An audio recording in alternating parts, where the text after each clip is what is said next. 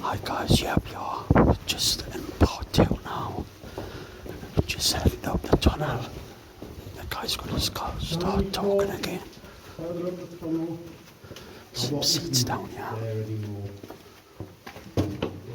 No more glass floors. So we are now 55 feet underground. We are safe enough if a 1940s German bomb landed above us. We wouldn't hear it even. We wouldn't hear the aeroplanes. So this is where you would spend your time during the air raid. These benches are replicas, but during the war they went all the way along the tunnel. And you would have come in during the air raid and you would find a seat, so you weren't allowed to pre-book them or anything. You found a seat and that's where you would spend the time in that 14-watt light until the all clear. You wouldn't hear the all clear. You would have to wait until the wardens came along and told you it was safe to go out. And you could, how long do you think you would spend down here in an air raid? 5 6 hours. Yeah, 5 or 6 hours in a short one. It could be 8 to 10 hours. It might just be half an hour. But some of them were long because when the aeroplanes came across the North Sea, they followed the River Tyne, because they weren't always going to bomb Newcastle. Some of them went right across the country and kept going till they got to Belfast in Northern Ireland, where there were shipyards and engineering works, and they bombed there. Some of them turned right and went up to Glasgow. Some of them turned left and went down to Liverpool and Manchester. And when they'd done their deeds over on that side of the country, they came back and again used the time as their navigation aid. So you might have been down here all night until the skies were clear, and then the wardens would blow a whistle and you'd be allowed out. And if you were a child, you'd be asking all the time when the all clear went, "What time is it? What time is it?" Why do you think they needed to know the time? So they went to school. Yeah, it depended whether they went to school the next day or not. If the all clear had come in just before midnight, you had to go to school the next day. If the all clear came after midnight, you got the morning off school. And the schools knew because they would have been told by the wardens. A few people were looking. Where Jeff is, he will illuminate the bunks. A few people got bunks. If you were a young toddler, you got the top bunk. There was no bedding, and there was no safety rail or anything, but you got a bunk. The middle bunks, they were reserved for pregnant ladies or women who recently had babies. So they had a nice comfortable bunk. And the bottom bunk was reserved for what are called key workers these days. So anybody helping with the war effort. Nurses, wardens, maybe teachers, anybody like that would get the bottom bunk. The rest of you, you would get these benches. And if you wanted a comfortable one, you'd have to bring a cushion with you. And if you wanted a drink, you'd have to remember to have brought that with you. And if you wanted a sandwich, you should have made that before you came down here. But you might have been down here all night. And what might you want? What might you need?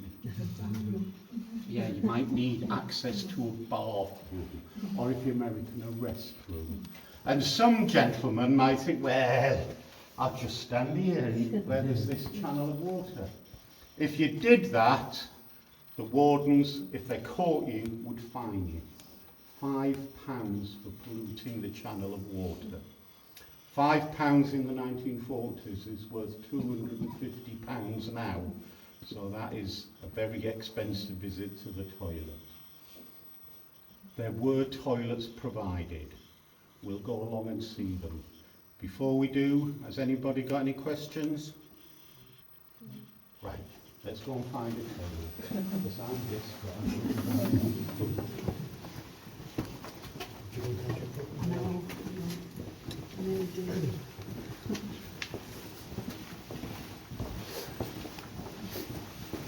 Quite a long walk.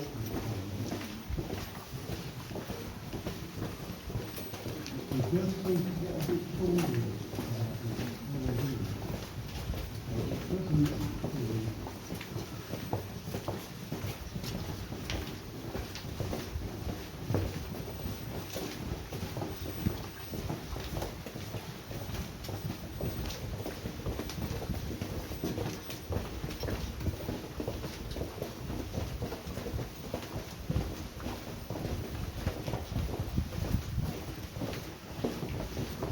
Guys, as you can see, the tunnel is quite long.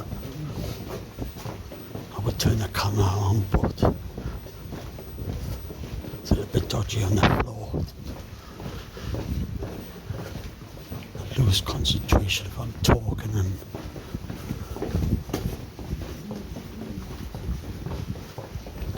looking at the camera. I'll probably trip myself up.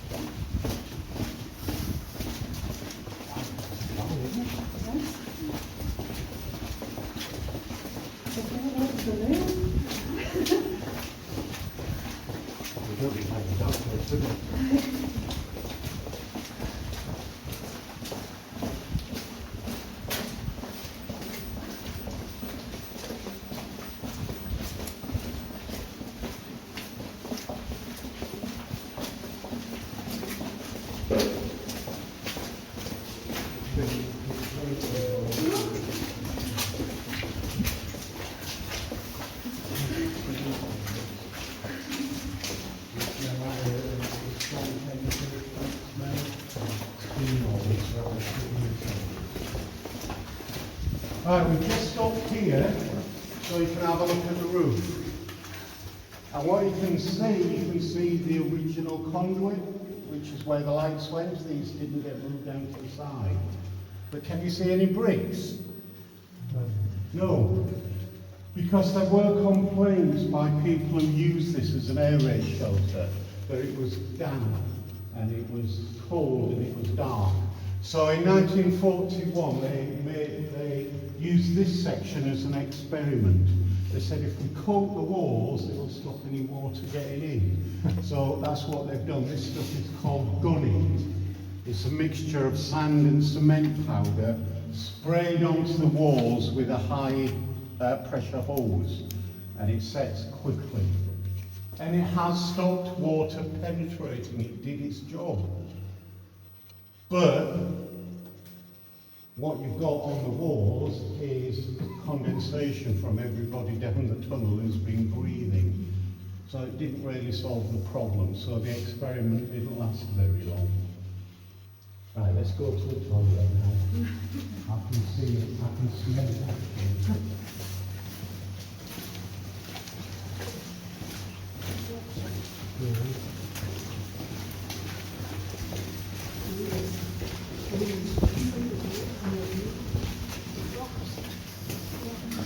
guys, if you can see, I'll put the camera to the ceiling, see all the water.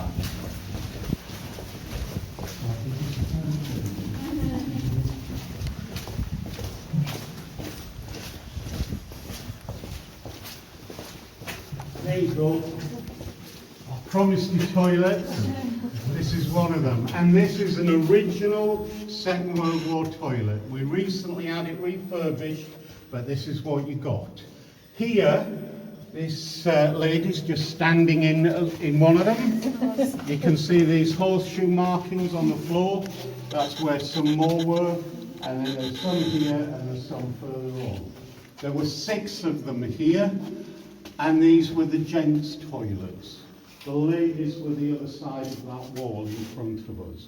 Also around the corner is a ramp going up to another entrance. So people would have been coming in there, and you might have been sitting here doing what you needed to do. But you did get a bit of privacy. If you look on the floor, there are post holes. They put a little modesty curtain around them, right? But the modesty curtain only came up to the start of the bricks. So you'd be sitting here reading the Daily Mirror or whatever, and everybody would be walking past. They'd know what you were doing, but they wouldn't be able to see your naughty bits because there was the curtain around it.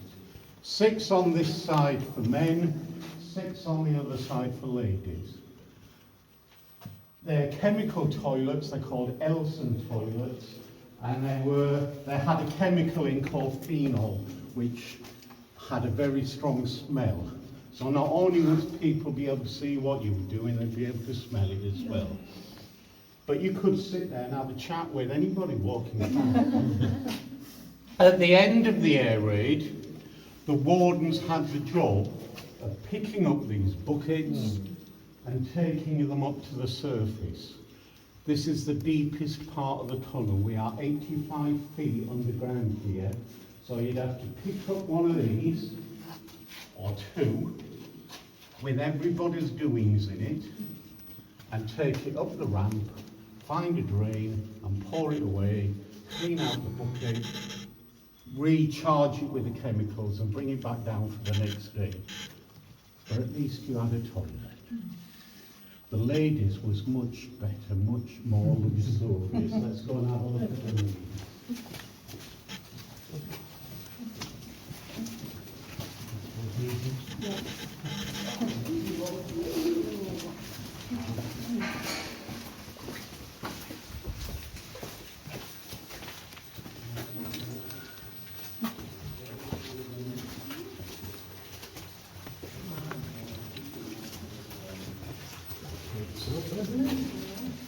And the ladies' toilet, if you'd like to come a bit closer, you can stand a bit closer, it's not there anymore. Don't go too fast, you won't see what I want you to see here. Right, the ladies' toilet was exactly the same. Here is as far as we can go. We can't go any further because in the 1970s, Newcastle built a central motorway. And that motorway needed a storm drain for when it rained. They used part of our tunnel as a storm drain. So we can't go any further. But here we're in the ladies' toilet. But we're coming here because of this. You could just go over that side. Right, we're in the ladies' toilet. It's like you're right on one, you know, doing what ladies do in the toilet. And look at this on the wall. It's a crucifix. This concrete floor was put in during the Second World War. It didn't used to be there. And we know that this concrete is the same age as the floor because we've had samples taken away and analysed. So why would they need a crucifix in the ladies' toilet? It's all right, I've got all day, you know, think about it. No. Could it be that ladies are religious? Could it be that, I don't know. Well, I do know. Above your head is St. Dominic's Church. So we are actually under consecrated ground. So this tells us we're under consecrated ground. So the people building the floor decided they would have a crucifix. Also on the wall is this thing. Doesn't look like much, but it's a roll of honour. That's what it says at the top of it. And there are 4 names on it: Stuart, Turner, Archibald and Williams. So far in our research, we haven't been able to determine exactly who those people were. They may have been workers who helped to convert this into an air raid shelter. There may have been young graffiti artists. One of them, you know, that might be a Banksy of its time. But there are 4 names there from the 1940s. It may be one of those actually made a crucifix, we don't know. Right, this is as far as we come in the Second World War. Before I hand you over to my glamorous assistant, has anybody got any questions to ask about the war? None at all? Like, what caused it? And it's quite complicated. Just before I do that, you'll notice when we go back down, there is the ramp that goes up to the next entrance. We're not going up there because it's too steep and it's too wet, and I've waited on too long, we haven't got enough time. But when that ramp was built, because they built the entrances in the war from the inside towards the outside, they dug that ramp and they damaged the foundations of 2 houses. They also went through the gas main, they went through an electricity cable, and they also damaged the post office telephone cable, all of which had to be paid for, which the city council weren't too pleased about. They also went through a layer of sandstone underneath St. Dominic's Church. That layer of sandstone is porous, it soaks up rainwater. So when they damaged that layer of sandstone, that's where the water came from. And it's been flowing ever since. 70 years. I'm going to be a millionaire next year because I'm going to start bottling it and selling it as souvenir mineral water. Right, I'll pass you over to Jeff now, who will tell you why this tunnel was built, how it was built,